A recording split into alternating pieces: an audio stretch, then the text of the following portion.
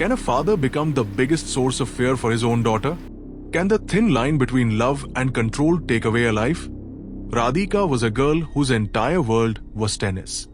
But the question is, why did her biggest supporters become her greatest challenge? Every daughter is a father's pride. But when that pride becomes a burden on the father's honor, what is the outcome? From the outside, everything seemed perfect. A supportive father, a shining career, and a life full of dreams. But inside, a silent battle was going on that changed everything. Radhika was only 25 years old, cheerful by nature, playful at heart, and always full of life. But this was just one aspect of her personality. Radhika Yadav, who had been holding a tennis racket since childhood, was a professional player and not an ordinary athlete.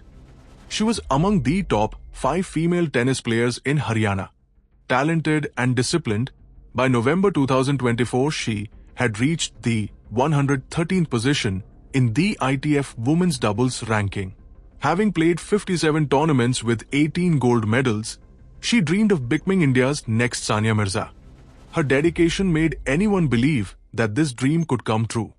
But sometimes life takes a turn that no one can imagine.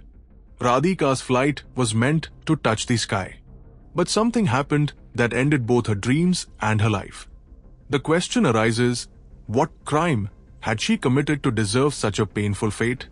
The shocking part was that no external enemy was involved, but someone close to her. Someone who took away her future and her life on the morning of 10th July 2025 at her home in Sector 57, Sushant Lok, Gurugram. That morning, Radhika was extremely happy because it was her mother's birthday. Seeing her mother unwell, she decided to prepare a special dish in the kitchen as a surprise. Around 10:30 am, her uncle Kuldeep and cousin Piyush, who were on the ground floor, suddenly heard loud noises from above. At first, they thought a pressure cooker had exploded in the kitchen. Running upstairs, when they opened the kitchen door, the scene made them freeze. Radhika was lying on the floor, covered in blood. The family rushed her to the nearest Asia Meringo hospital. But sadly, it was too late. Doctors declared her dead. The investigation revealed that her death was not an accident but caused by a gunshot. Around 11:30 am, the hospital called the police and the investigation began. One team went to the hospital and another directly to Radhika's house. The crime scene, the kitchen, revealed that the gunshot had been fired there. Initially, the family pretended to be unaware. But after strict questioning, Radhika's father, Deepak Yadav, admitted to firing the shot. In his statement, he said that some time ago, Radhika had a shoulder injury, which made her take a short break from tennis and manage her own academy. When he went out, people would taunt him that he was living off his daughter's earnings. He also mentioned her independence, and he asked Radhika to close the academy, but she refused. Under this tension and pressure, he took the wrong step. However, police investigation showed that this reason was weak because locals and neighbors did not confirm any such taunts. This case took another angle when people on social media began asking if there was another reason behind her murder. Radhika had shown interest in acting for the first time outside tennis. She had shared her number with a teammate named Inam from the Punjab Tigers tennis team who was working on a promotion shoot in Delhi. She wanted to be cast in some projects. In 2024, Radhika was also selected for a music video called Karwa, in which Inam appeared. After her death, some media channels misrepresented the story for TRP, suggesting that her father took the step because of a music video and interactions with Inam. But there was no proof of this narrative, whereas the real truth was completely different. In reality, Radhika had done this shoot in the presence of her mother, and only after family permission did she participate in the song. There was nothing objectionable in the video, nor any issues with the costume. During the shoot, Radhika herself had said that her father liked the song very much. Between Inam and Radhika, there was only professional communication. Their friendship was never deep, nor was there any personal relationship. After the shoot, Radhika deactivated her Instagram account. This is why Inam messaged her on WhatsApp for the promotion and final cut of the song. When he asked why the collaboration post was not done, Radhika said she had deactivated her account for some reasons and would reactivate it soon. According to Inam, Radhika herself said that the song was very good and she would come back on social media later. Even though some people may try to present this story from a different angle, no evidence ever came up in the police investigation to prove any affair between Radhika and Inam. Hence, the case returned to the original question: why did a father do this? 3 reasons emerged from Deepak Yadav's statement. People taunting that he was dependent on his daughter's earnings. Radhika refusing to close her academy. Questions about his daughter's character. Some sources suggested that perhaps Radhika wearing short dresses during tennis was disliked by some people around, and these comments reached Deepak. But if that were the reason, why did he encourage her in tennis from childhood? The truth is that Radhika had been playing tennis from a very young age, and Deepak used to take her for tournaments and practice both in India and abroad. Even when she had a shoulder injury and doctors advised her not to play, she started coaching. Some reports claimed that Deepak had spent crores to start her academy, but the truth was that initially, Radhika coached at an academy in front of their house. Later, when the number of students increased, Deepak rented a tennis court near a cricket academy in Gurugram Sector 61 with a monthly rent of 35,000 rupees. Deepak was very serious about his daughter's career and bore most of the expenses. His family was also financially strong. Therefore, his statement appeared weak. According to the investigation team, this murder was not a sudden act of anger, but the result of premeditation. On that day, Deepak sent his son Dheeraj out to get milk, a task he usually did himself. When police questioned Radhika's mother, she said she did not know the real reason for the incident.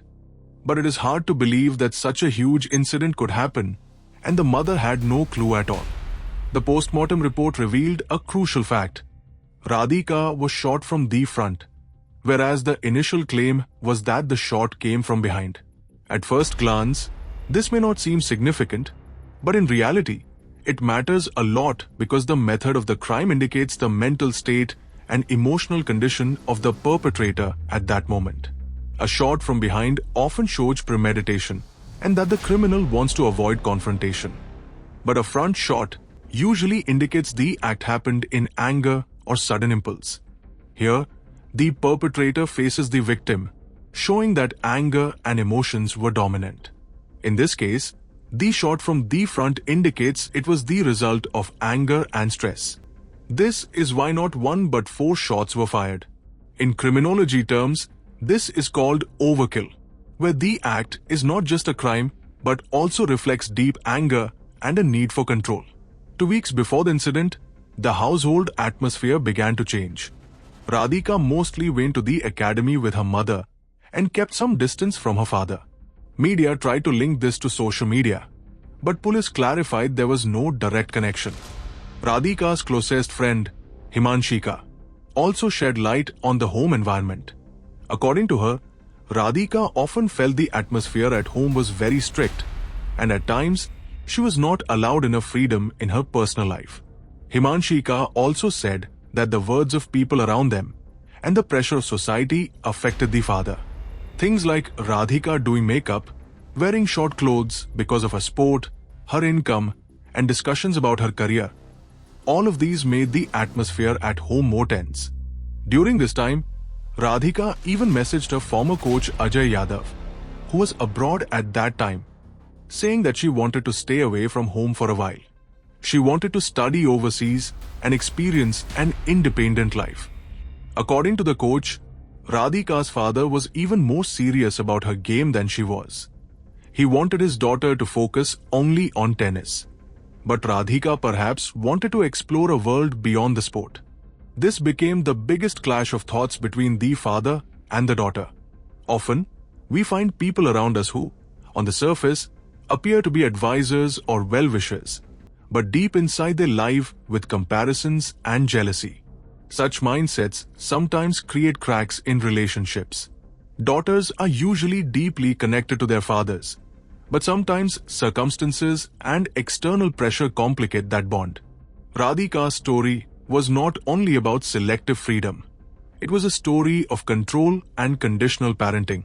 From the outside, it seemed like she was allowed to play, to travel, and to take part in every activity related to her sport. But the truth was that her world was confined within a boundary. This parenting style was like a project. The child was given only as much space as was required to fulfill the family's ambitions. And the moment the child tried to think beyond that fixed circle, conflict began. For her father, Radhika was more than just a daughter. She was a dream, a hope into which he had invested time, effort, and resources. But in that obsession, he perhaps forgot that a child is not just a career-making machine. They too have their own feelings and desires. Radhika's everyday life was limited to school, practice, and tournaments. From the outside, it looked like support.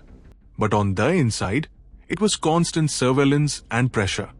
That is why she expressed her suffocation in the messages she sent to her friends and coach. She was allowed to become a player, but not free enough to build her identity as an independent person. But here the purpose is not to show parents as guilty and children as victims. The real question is, what is true freedom? Just allowing a child to choose a career is not enough. It is necessary to create an environment where children can openly share their thoughts and dreams. Radhika's story teaches us that real freedom is not just the permission to build a career, but an atmosphere where children can speak their minds, share their dreams, and express their confusions. A space where there is trust, communication, and understanding. Because every child is not just a project. They are individuals with their own identities and emotions. And perhaps this is the biggest lesson. In relationships, control does not work. Communication does. Otherwise, situations can take such a turn where relationships end up paying the biggest price. This story is a mirror, and the question is, the next time we meet our children or our parents, will we try to control them, or will we try to understand them? Friends, Radhika's story is not just a case, but a truth that shows us how important understanding and communication are in relationships. If you feel stories like this can give us lessons, then share this video with as many people as possible. And if you want to know more such untold, unheard, and real crime stories, then don't forget to subscribe to our channel.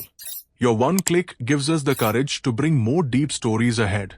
See you in the next case with a new story.